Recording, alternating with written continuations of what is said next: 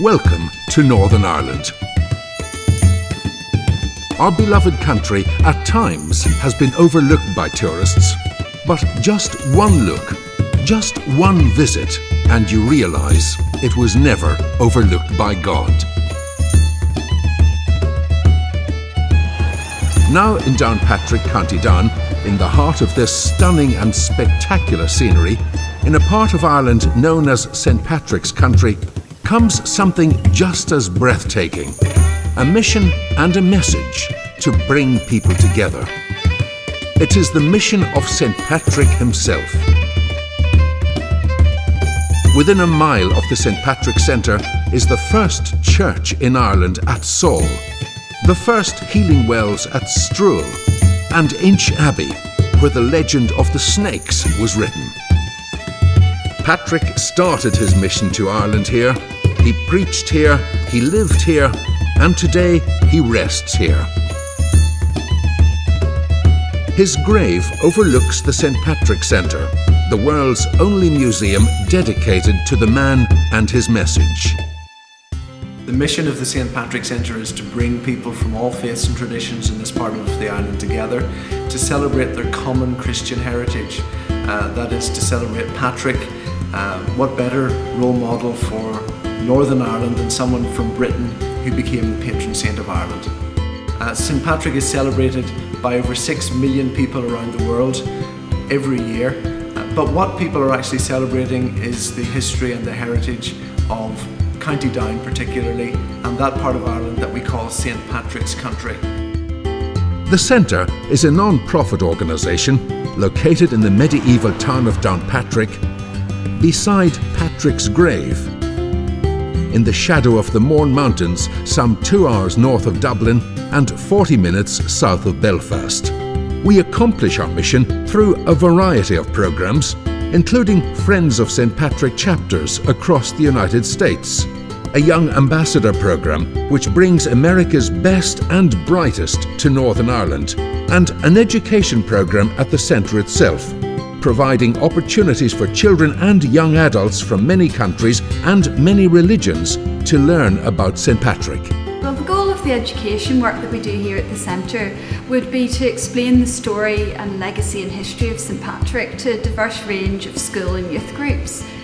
A lot of people maybe know St. Patrick for the celebration of St. Patrick's Day and the shamrocks and the colour green and all of that, but they maybe don't understand the actual some of what they know is myth, and there's history to be told, but also how St. Patrick has meaning for today. Our Friends of St. Patrick programme was introduced at the Centre in Downpatrick. Chapters enjoy a personal link with the people of St. Patrick's Country and Northern Ireland through lectures and visits by the Centre staff. And they have a base in Ireland at the St. Patrick Centre when they visit. Members receive a Friends Journal twice a year, get invited to chapter events, and enjoy a number of membership options with especially designed pin badges.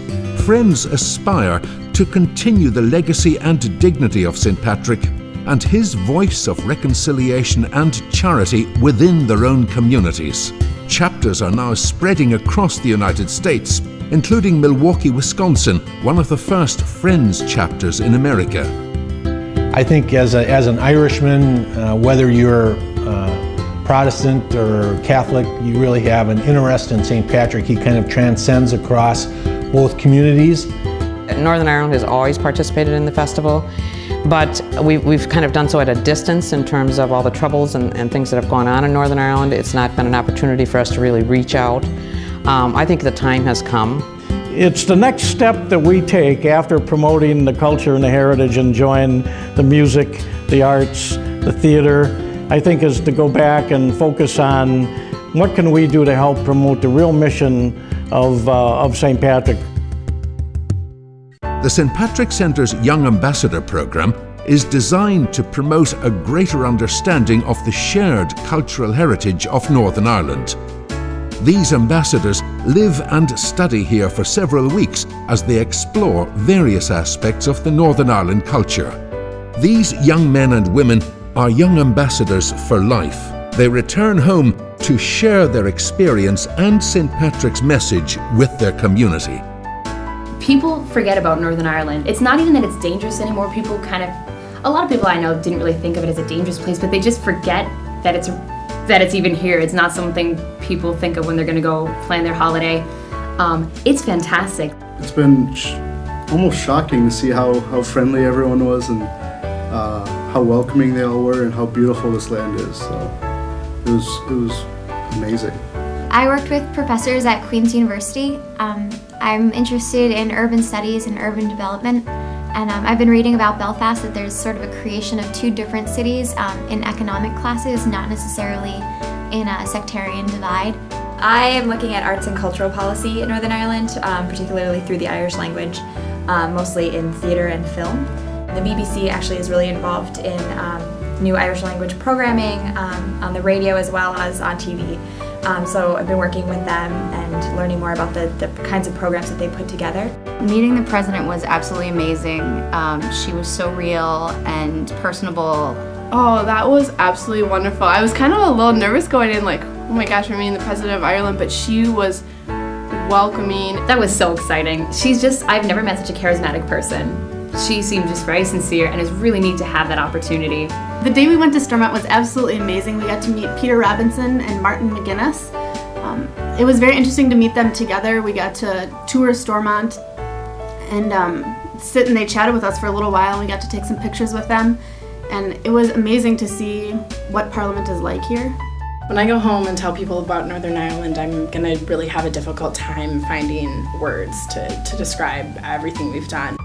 It's been absolutely amazing. We've done so much and learned so much from the Ulster Scots. Everyone we've met here was extremely nice and friendly. We never once felt, out of place. Everyone was always very welcoming.